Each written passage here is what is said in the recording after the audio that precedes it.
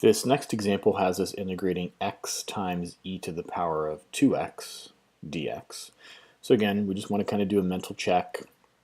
We don't have an antiderivative formula for this. If this had been a squared, we could have gotten away with u substitution. But in this case, it's not, and we're kind of stuck using integration by parts at this point. Hopefully, it'll work. So once again, let's go ahead and set up our u and our dv. So looking at the list that we set up above,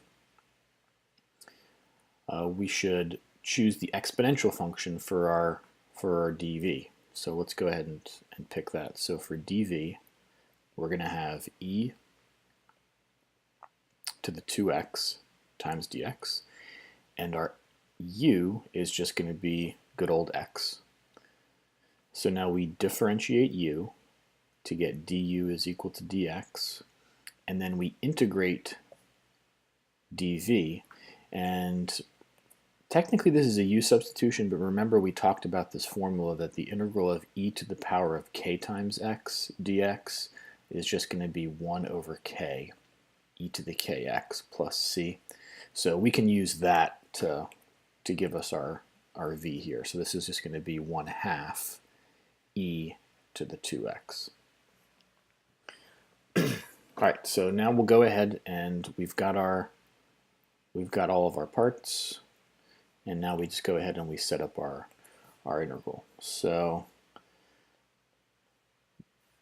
integration by parts tells us it's going to be u times v, so 1/2 times x e to the 2x, so that's us multiplying u and v together, minus the integral of v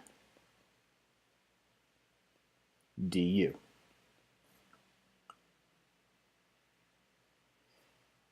All right, and let's clean this up a little bit. So we've got 1/2 x e to the 2x. I'm going to go ahead and pull that 1/2 out front, just because it doesn't mess up the integral there. And now, once again, here we are having to integrate e to the 2x dx, which is something that we've already done. And that's going to give us 1/2 x e to the 2x minus 1/2 times the integral of e to the 2x, which is 1/2 e to the 2x plus c. And we get our final answer here of 1/2 x e to the 2x minus 1/4 e to the 2x plus c. And that would be our solution. You know, if we wanted to factor a few things out, we could, but this is a perfectly fine format to have it in.